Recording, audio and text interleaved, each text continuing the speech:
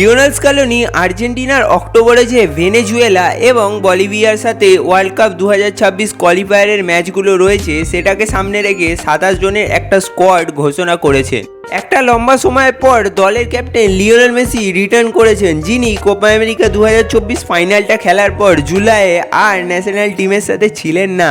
Messi Copa America 2024 ফাইনালে কলম্বিয়ার বিরুদ্ধে একটা অ্যাঙ্কেল লিগামেন্ট ইনজুরি পিক করেছিলেন। সেই ফাইনাল খেলাটা সেকেন্ড হাফে মেসিকে বসিয়ে নেওয়া হয়। তারপর মাঝে যে ইন্টারন্যাশনাল ব্রেকটা ছিল সেখানে মেসি সার্ভিস পায়নি আর্জেন্টিনা, বাট লিওনেল মেসি সেই অ্যাঙ্কেল ইনজুরিটা থেকে রিকভারি করে 15ই সেপ্টেম্বর তার ক্লাব ইন্টার মায়ামির হয়ে মাঠে ফিরেছেন। তাই আর্জেন্টাইন কোচ লিওনেল স্কালোনি সুযোগটাকে হাতছাড়া করেননি আর্জেন্টিনার টিমে আবারও ক্যাপ্টেন লিওনেল মেসিকে ডাক দেওয়ার। তবুও একটা চিন্তার বিষয় লিওনেল স্কালোনির জন্য থাকছে, গোলকিপার এমিলিয়ানো মার্টিনেজকে ফিফা দুটো খেলা থেকে সাসপেন্ডেড করেছে, তাই এমি মার্টিনেজ এই 2 ম্যাচের জন্য দলে ডাক পাননি। আজকের এই ভিডিওতে আর্জেন্টিনার এই স্কোয়াডটায় কারা ডাক পেয়েছেন পজিশন বাই পজিশন আপনাদের সামনে তুলে ধরার চেষ্টা করব। গোলকিপিং পজিশনটায় আর্জেন্টিনার first choice GK Emiliano Martinez থাকছেন না, সেটা প্রথমেই বলেছি। থাকছেন হিরোনিমো রুলি, ওয়াল্টার বেনিতেস এবং সদ্য আটালান্টা ছেড়ে অ্যাথলেটিকো মাদ্রিদে যোগ দেওয়া হুয়ান মুসো।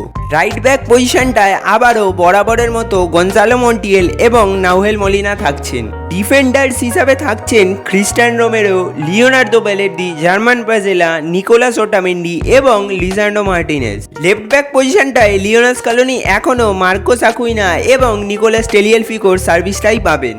মিডফিল্ডে আছেন Leonardo Paredes, Alexis Mac Allister, Rodrigo De Paul, Exequiel Palacios, Enzo Fernandez ও রিয়াল বেতিসের হয়ে লালিগাতে দুরন্ত ফর্মে থাকা জিওভানি লো সেলসো এবং দলে প্রথমবারের জন্য ডাক পেয়েছেন নিকো পাজ। অ্যাটাকার্স হিসাবে থাকছেন Thiago Almada, Alejandro Garnacho, Nicolas Gonzalez, Paulo Dybala, Lautaro Martinez, Julian Alvarez, Valentin Carboni এবং ক্যাপ্টেন লিওনেল মেসি।